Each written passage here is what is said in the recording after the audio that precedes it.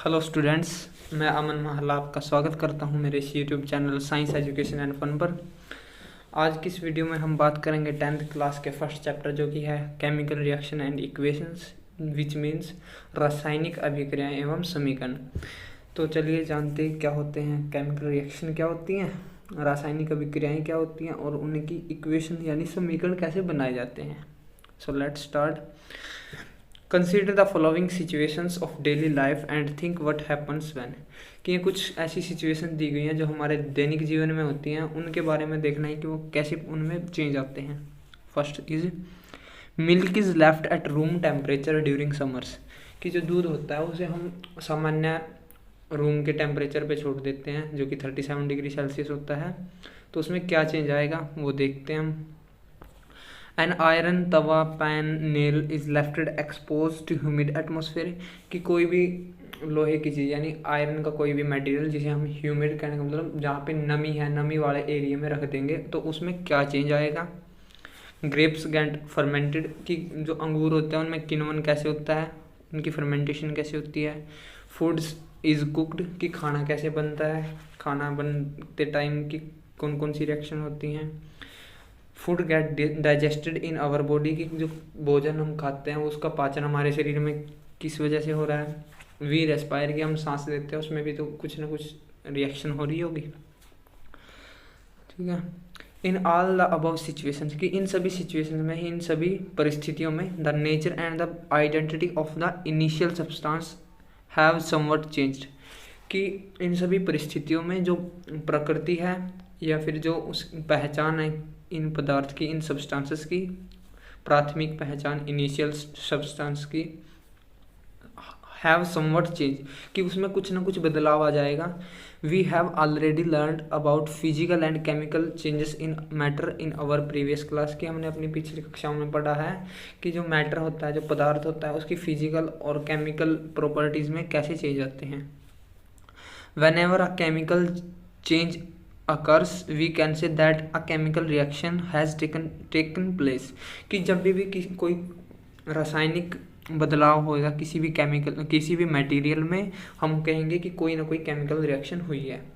Chemical reaction क्या है, किसी भी सब्सटेंस की केमिकल प्रॉपर्टीज़ है उनमें चेंज होना ही केमिकल रिएक्शन है, ठीक है। ये एक एक्टिविटी दी है 1.1। इसमें क्या होगा, हम मैग्नीशियम रिबन को लेंगे जिसके 3 से 4 सेंटीमीटर लॉन्ग एक रिबन होगी। उसे हम क्लीन करेंगे, साफ़ करेंगे रबिंग करके सैंड पेपर के साथ, और उसे जलाएंगे। किसमें, बर्नर की हेल्प से उसे जलाएंगे। और जो उसे ट्रेस मिलेगी उसमें जो प्रोडक्ट आएगा वो केमिकल रिएक्शन की वजह से होगा। जो मैग्नीशियम और एक एयर में प्रेजेंट ऑक्सीजन जो रिएक्ट करेंगे और ट्रेस बन जाएगी वाइट कलर की जिसे कहेंगे मैग्नीशियम ऑक्साइड, ठीक है।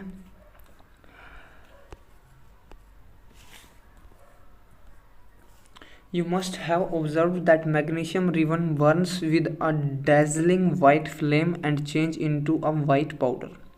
कि हम उस एक्टिविटी को करते समय ये देखेंगे कि जो मैग्नीशियम रिबन है वो जलती रहेगी वाइट फ्लेम के साथ और चेंज हो जाएगी एक वाइट पाउडर में। This powder is magnesium oxide. और इस पाउडर को क्या कहते हैं, हम मैग्नीशियम ऑक्साइड कहेंगे। It is form due to the reaction between magnesium and oxygen present in air. और जो ये रिएक्शन है ये किस वजह से हुई है, जो मैग्नीशियम है और जो ऑक्सीजन प्रेजेंट है एयर में उसके रिएक्शन से हुई है। From this activity we can say that any of the following observation help us to determine whether a chemical reaction has taken place। कि हम इन रिएक्शंस को देख के कह सकते हैं, इन रिएक्शंस में हुई बदलावों को देखकर बता सकते हैं कि कहाँ पे एक केमिकल रिएक्शन हुई है। चेंज इन स्टेट, की कोई भी पदार्थ है उसकी अवस्था में बदलाव आएगा क्योंकि उसकी केमिकल प्रॉपर्टी चेंज होगी तभी तो उसकी फिजिकल प्रॉपर्टी में बदलाव आएगा। चेंज इन कलर, किसी भी सब्सटेंस के कलर में चेंज उसकी केमिकल प्रॉपर्टी की वजह से हो सकता है। एवोल्यूशन ऑफ अ गैस, की गैस कैसे निकलेगी, किसी भी प्रोडक्ट में रिएक्शन होगी तभी तो गैस के एवोल्यूशन होगा, गैस बाहर निकलेगी। चेंज इन टेम्परेचर, की जो हम तापमान है उसे कम या ज़्यादा करेंगे उससे भी केमिकल रिएक्शन होगी। As we observe the change around us, कि हम अपने आसपास जो भी बदलाव होते हैं उन्हें देखते हैं। We can see that there is a large variety of chemical reactions taking place around us, और हम उनसे देखते हैं कि हमारे आसपास बहुत ही ज़्यादा विभिन्नता में, वेराइटीज़ में केमिकल रिएक्शंस हो रही हैं। अब पढ़ते हैं केमिकल इक्वेशन क्या होती है। रिएक्शन तो हमने पढ़ ली, केमिकल रिएक्शन क्या है। अब चलते हैं केमिकल इक्वेशन के। When a magnesium ribbon is burned in oxygen, ये जब हम मैग्नीशियम की रिबन को ऑक्सीजन की प्रेजेंस में बर्न करेंगे, जलाएंगे, it get converted to magnesium oxide, और वो किस में परिवर्तित हो जाएगी, किस में चेंज हो जाएगी, मैग्नीशियम ऑक्साइड की फॉर्म में चेंज हो जाएगी। This description of a chemical reaction in a sentence form is quite long, और ये जो डिस्क्रिप्शन, जो डिटेल्स हम इस केमिकल रिएक्शन की सेंटेंस की फॉर्म में लिखेंगे तो वो बहुत ज़्यादा लंबी हो जाएगी। It can be written in shorter form, और उसे हम शॉर्ट फॉर्म में लिख सकते हैं। The simplest way to do this is to write in the form of a word equation, और हम उसे सेंटेंस के बजाय वर्ड की फॉर्म में लिख के सिंपलेस्ट बना सकते हैं, शब्दों के रूप में। The word equation for the above reaction would be, कि जो वर्ड इक्वेशन बनेगी इस रिएक्शन के लिए वो क्या होगी, मैग्नीशियम प्लस ऑक्सीजन जो कि रिएक्टेंट है, जिससे एंड प्रोडक्ट बनेगा क्या, magnesium oxide. The substance that undergo chemical changes, कि जो पदार्थ हैं, जो तत्व पदार्थ हैं वो केमिकल चेंजेस के अंदर गए हैं इस रिएक्शन में। मैग्नीशियम और ऑक्सीजन आर द रिएक्टेंट्स, जो मैग्नीशियम और ऑक्सीजन है जो जिनके अंदर केमिकल चेंजेस हुए हैं वो हैं reactants. The new substance is magnesium oxide form during the reaction is as a product, और जो नया सब्सटेंस बना है, जो नया पदार्थ बना है जो कि है मैग्नीशियम ऑक्साइड, इस रिएक्शन के दौरान बना है, उसे क्या कहेंगे हम, product. A word equation show change of reactant to product through an arrow placed between them, कि वर्ड इक्वेशन में क्या करेंगे हम, जो चेंज हुए हैं रिएक्टेंट्स में जिससे वो प्रोडक्ट बना है उसके बीच में क्या दर्शाएंगे हम, कि एरो लगा के, तीर के निशान से दर्शाएंगे कि रिएक्टेंट्स के बीच रिएक्शन हुई है और जिससे एंड प्रोडक्ट बना है। The reactants are written on the left hand side, जो रिएक्टेंट्स हैं उन्हें हम लेफ्ट हैंड साइड की ओर लिखेंगे। With a plus signature between them, और रिएक्टेंट्स जो अगर एक से ज़्यादा रिएक्टेंट है तो उनके बीच हम प्लस सिग्नेचर लगाएंगे, प्लस का साइन देंगे, जिससे पता लगे कि ये दो चीज़ें मिलकर एक एंड प्रोडक्ट बना रही हैं। Similarly products are written on the right hand side, और जो प्रोडक्ट बनेगा, एंड प्रोडक्ट बना है, वो उसे हम राइट हैंड साइड लिखेंगे with a plus sign between them. अगर एक से ज़्यादा प्रोडक्ट बने हैं तो उनके बीच में भी हम प्लस का साइन लगाएंगे। The arrow head point toward the product, और जो एरो का, जो तीर के निशान का हेड है वो दर्शाएगा किसकी ओर, जो प्रोडक्ट बना है। And show the direction of the reaction, और वो दर्शाएगा कि यहाँ से रिएक्टेंट ने रिएक्शन शुरू की और एंड में जाके प्रोडक्ट बन के वो रिएक्शन कंप्लीट हो गई है। राइटिंग अ केमिकल इक्वेशन, कि हम एक केमिकल इक्वेशन को कैसे लिख सकते हैं।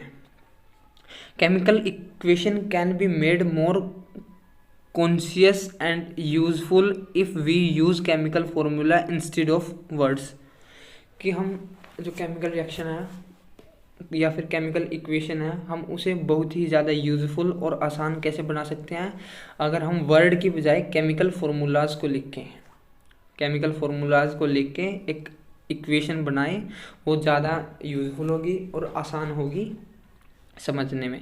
अ chemical equation represent a chemical reaction, और जो एक केमिकल रिएक्शन होती है वो एक क्या रिप्रेजेंट करेगी, वो दर्शाती है एक केमिकल रिएक्शन को, कि जो केमिकल इक्वेशन है वो बता रही है कि यहाँ पे एक केमिकल रिएक्शन हुई है। If you recall formula of magnesium oxygen and magnesium oxide the word equation can be written as, कि जो मैग्नीशियम का फॉर्मूला है, जो ऑक्सीजन का फॉर्मूला है और मैग्नीशियम ऑक्साइड का फॉर्मूला है, हम उन्हें लिख के इस इक्वेशन को दर्शा सकते हैं कि ये केमिकल रिएक्शन हुई है। Count and compare the number of atom of each element on the left hand side and right hand side of the arrow. हम क्या करेंगे, सभी जो एटम्स हैं सभी एलिमेंट्स के, सभी सब्सटेंसेस के, उन्हें काउंट करेंगे, उन्हें गिनेंगे और देखेंगे कि दोनों लेफ्ट हैंड साइड और राइट हैंड साइड में क्या है, वो दोनों सेम है। Is the number of atom of each element the is same on both the sides, कि जो नंबर है एटम्स के वो दोनों और सेम है। If yes then the equation is balanced, अगर वो ठीक है, वो समान है, तो कहेंगे कि इक्वेशन बैलेंस्ड है।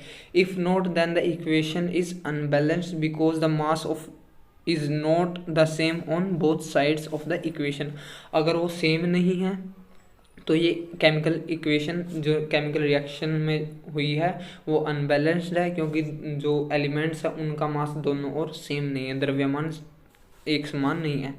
Such a chemical equation is a skeleton chemical equation for a reaction, और इस तरह की केमिकल इक्वेशन को हम स्केलेटन केमिकल इक्वेशन यानी कंकाली रासायनिक समीकरण भी कहते हैं।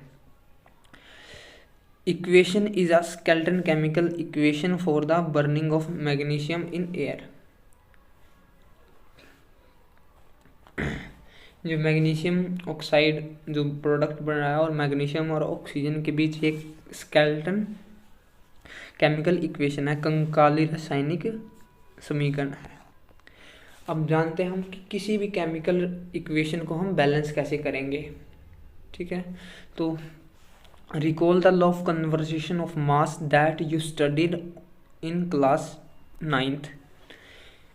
Mass can neither be created nor be destroyed in a chemical reaction, कि जो भी किसी भी सब्सटेंस के जो द्रव्यमान है, किसी भी पदार्थ का जो द्रव्यमान है, उसे ना हम बना सकते हैं और ना ही हम ख़त्म कर सकते हैं किसी भी केमिकल रिएक्शन में।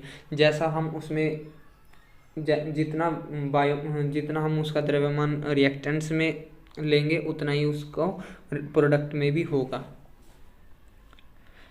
That is the total mass of the element present in the products of a chemical reaction has to be equal to the total mass of the element present in the reactants, कि जो मास product में होगा वो ही reactants में होगा, जितना reactants में होगा उतना ही प्रोडक्ट में आएगा, ना ही वो कम होगा ना ही वो ज़्यादा होगा। In other words the number of atom of each element remain the same, कि जो नंबर होगा एटम्स का वो सेम होगा before and after chemical reaction, की केमिकल रिएक्शन होने से पहले और होने के बाद वो सेम रहेगा। Hence we need to balance a skeleton chemical equation, और यहाँ पे हमें ज़रूरत होगी किसकी, किसी भी कंकाली समीकरण को बैलेंस करने की, अगर वो बैलेंस्ड नहीं है।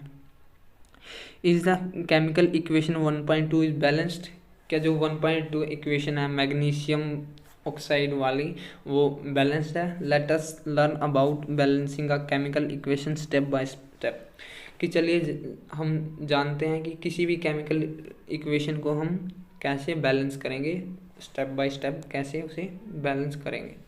The word equation for activity 1.3 में भी रिप्रेजेंट एज, एक केमिकल रिएक्शन हमें दे दिया है, उसकी वर्ड इक्वेशन दे दिया, हमें उसे बैलेंस कैसे करेंगे उसे स्टेप बाय स्टेप समझेंगे।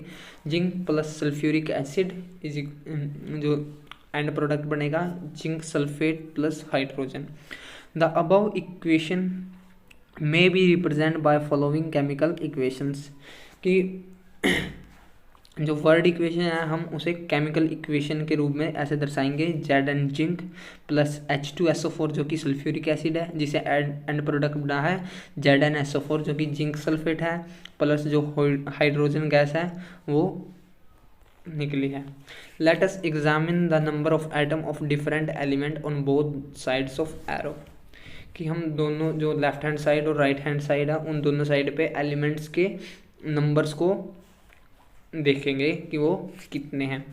जो लेफ्ट हैंड साइड पे है जिंक का वो है एक एटम है, और जो राइट हैंड साइड पे वहाँ भी एक ही है। हाइड्रोजन के हैं जो वो हैं लेफ्ट हैंड साइड में 2 हैं और राइट हैंड साइड पे भी 2 हैं। सल्फ्यूरिक सल्फर है सल्फर के एक एलिमेंट है लेफ्ट हैंड साइड पे और राइट हैंड साइड पे भी एक ही है, और जो ऑक्सीजन है उसके राइट हैंड साइड पे भी 4 हैं और लेफ्ट हैंड साइड पे भी 4 हैं। As the number of atom of each element is the same on both side of the arrow, कि जो एटॉमिक नंबर्स हैं एलिमेंट्स के वो दोनों साइड पे समान हैं इस बैलेंस केमिकल रिएक्शन, और जो केमिकल इक्वेशन हमें दी गई है वो बैलेंस्ड है। Let us try to balance the following chemical equation, कि चलिए एक केमिकल इक्वेशन को हम बैलेंस करके देखते हैं। इस इक्वेशन में रिएक्टेंट्स के रूप में लिया हमने Fe+H2O को, जो कि आयरन एंड वाटर है, और जो एंड प्रोडक्ट बने हैं इसमें जो वो हैं Fe3O4+H2, जो कि आयरन ऑक्साइड है और हाइड्रोजन गैस है। Step 1, the balance to balance a chemical equation, कि केमिकल इक्वेशन को बैलेंस करने के लिए first draw boxes around each formula, कि हर एक जो सब्सटेंस का फॉर्मूला है उसे एक बॉक्स के अंदर कवर करें। Do not change anything inside the box while balancing the equation, और जब भी इक्वेशन को बैलेंस करेंगे कि बॉक्स के अंदर हमें कोई भी चेंज नहीं करना है, जैसा कि स्टेप 1 में दिखाया गया है। Fe+H2O Fe3O4+H2। स्टेप 2 में देखते हैं हम, let's the number of atom different elements present in the unbalanced equation, कि हम नंबर को देखेंगे कि एटम्स के जो एटॉमिक नंबर है वो कितने कितने हैं एक अनबैलेंस इक्वेशन में बैलेंस करने से पहले।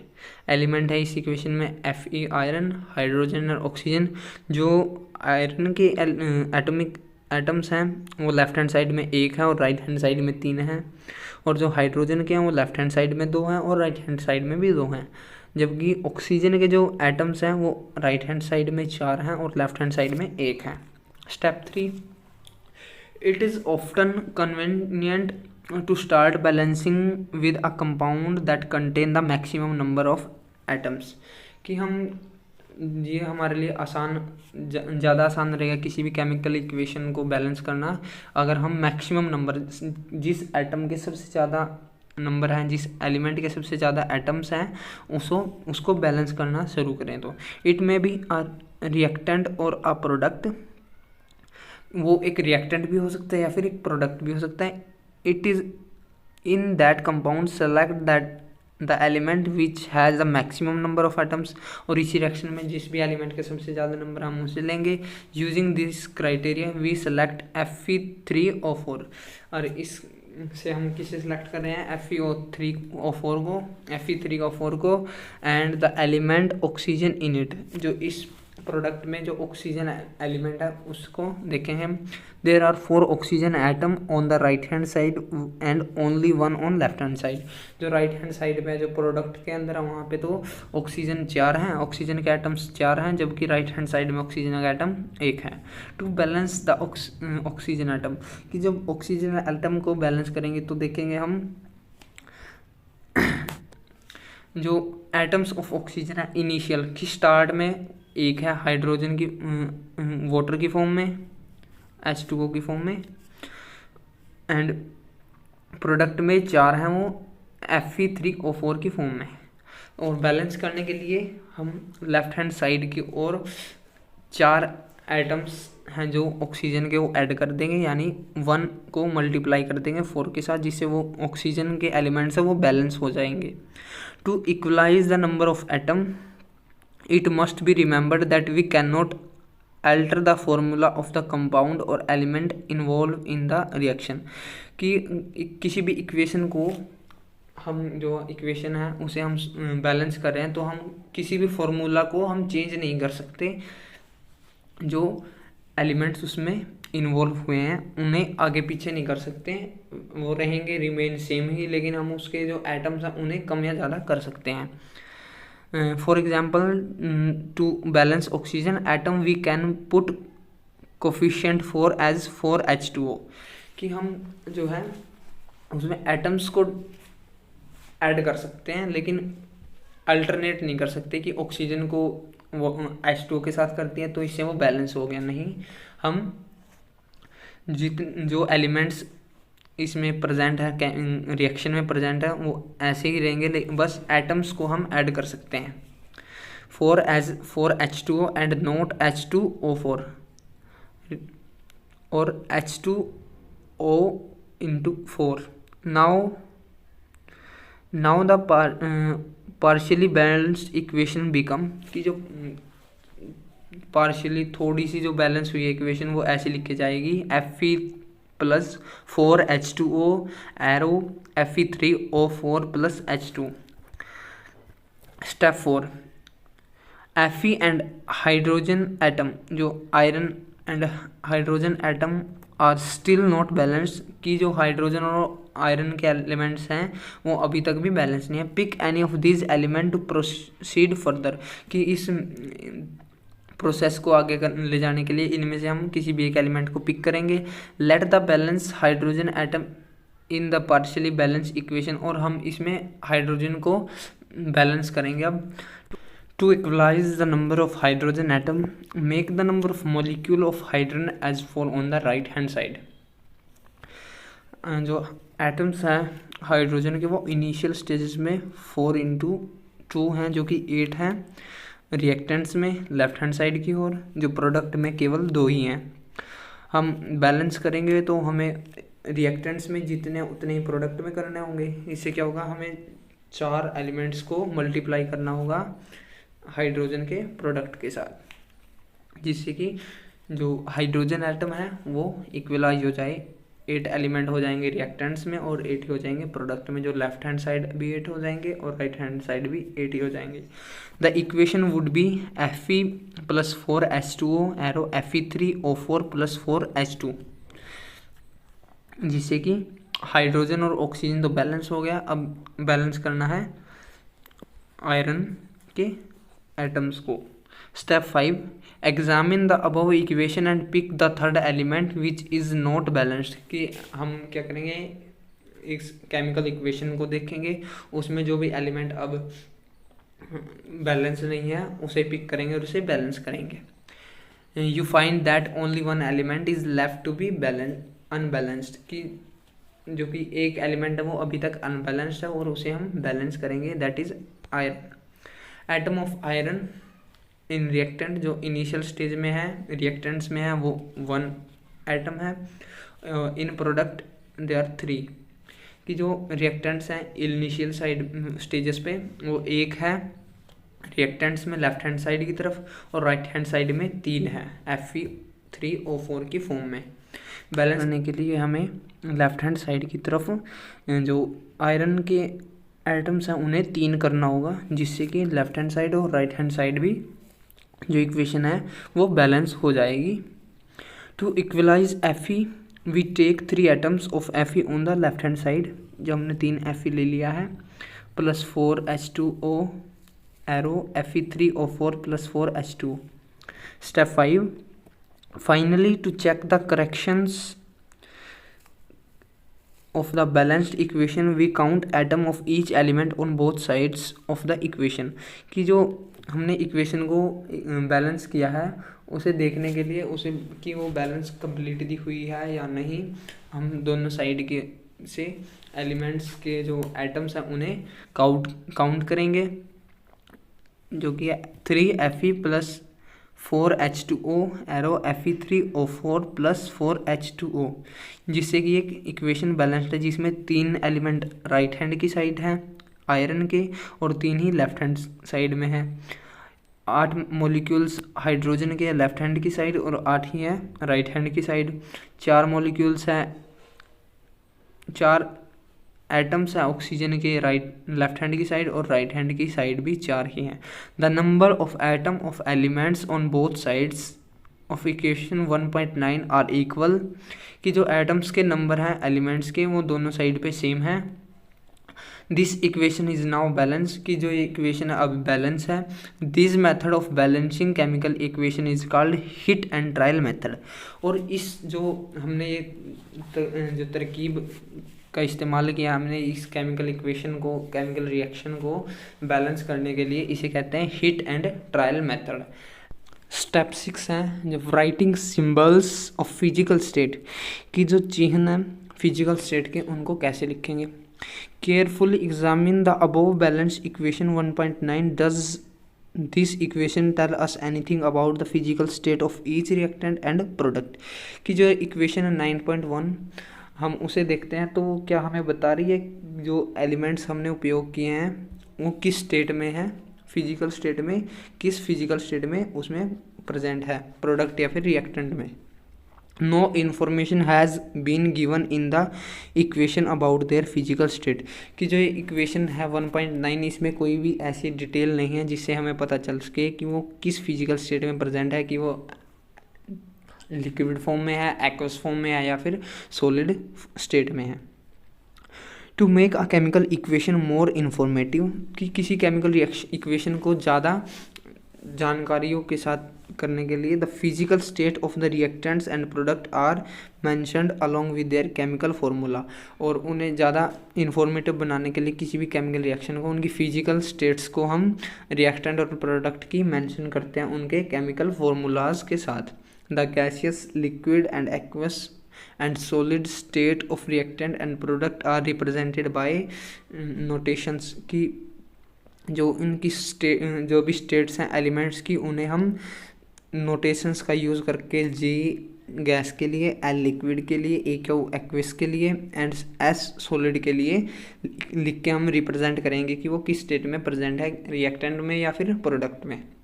The word aqueous is written if the reactant और product is present as a solution of water. कि जो भी रिएक्टेंट या फिर जो प्रोडक्ट है वो अगर वाटर के साथ सोल्यूशन की फॉर्म में प्रेजेंट होगा या प्रेजेंट होगा तब हम एक्वस नोटेशन का यूज़ करेंगे रिएक्शन में। The balance equation 1.9 become F3Fe जो कि सॉलिड स्टेट में है, 4H2O जो कि गैसियस स्टेट में है वाटर वेपर्स की फॉर्म में, एरो Fe3O4 जो कि सॉलिड स्टेट में है प्लस H2O 4H2O जो कि गैसियस स्टेट में है।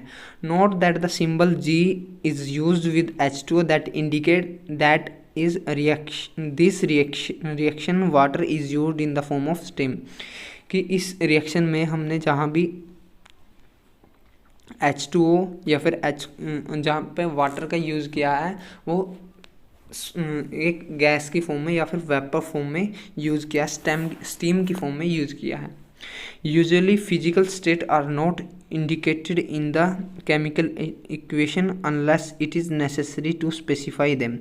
कि कोई भी फिजिकल स्टेट को हम इंक्लूड नहीं करते किसी भी केमिकल इक्वेशन में जब तक वो ज़रूरी ना हो दर्शाना, स्पेसिफाई करना ज़रूरी ना हो। Sometime the reaction conditions such as temperature, pressure, catalyst, etc. for the reaction are indicated above or below the arrow। कि कुछ कई बार हमें क्या करना है पड़ता है कि रिएक्शंस में कुछ कंडीशंस होती हैं जहाँ पे टेम्परेचर स्पेसिफिक है या फिर कोई प्रेशर स्पेसिफिक है या कोई कैटलिस्ट यूज़ किया हुआ है हमने किसी रिएक्शन में, उन्हें दर्शाना पड़ता है जो कि हम दर्शाते हैं एरो के ऊपर या नीचे लिखकर। In equation for example CO gas की फॉर्म में प्लस 2H2O 340 एटमॉस्फेरिक जो कि प्रेशर है जो दर्शाया हुआ है एरो के ऊपर, C3OH जो कि प्रोडक्ट बना है लिक्विड फॉर्म में, या फिर 6CO2 plus 12H2O arrow sunlight प्रकाश, सूर्य के प्रकाश की प्रेजेंस में ये रिएक्शन होगी, और क्लोरोफिल जो क्लोरोफिल के अंदर होगी, प्लांट्स के जो लीव्स होती हैं उनके अंदर क्लोरोफिल होता है जिसके अंदर ये रिएक्शन होगी जिससे क्या प्रोडक्ट बनेगा ग्लूकोज C6H12O6 एक्वस फॉर्म में प्लस 6O2 प्लस 6H2O जो कि ग्लूकोज की फॉर्मेशन होगी इस रिएक्शन से। इसमें हमने दर्शाया कि सनलाइट की प्रेजेंस में ये रिएक्शन होगी और क्लोरोफिल के अंदर ये रिएक्शन होगी। कोई ये स्पेसिफिकली मेंशन की जाएंगी, कोई स्पेसिफिक चीज़ होगी तभी मेंशन की जाती हैं किसी भी इक्वेशन में। ये कुछ क्वेश्चंस दिए हुए हैं केमिकल रिएक्शंस को बैलेंस करने के लिए और उनके वर्ड इक्वेशंस को लिखने के लिए। आप इन क्वेश्चंस को ट्राई करें जिससे आपको क्लैरिफाई होगा कि आपने कितना सीखा किसी भी इक्वेशंस को कैसे लिखा जाता है वर्ड्स में या फिर सिंबल्स में, और उन्हें कैसे बैलेंस किया जाता है। आई होप आपको ये वीडियो इन्फॉर्मेटिव लगी होगी। अगर आपको ये वीडियो अच्छी लगी है तो इस वीडियो को लाइक करें, शेयर करें अपने फ्रेंड्स या फिर क्लासमेट्स के साथ। सब्सक्राइब करें मेरे यूट्यूब चैनल को क्लास 10th से रिलेटेड आने वाली वीडियोज़ को देखने के लिए। Thanks for watching.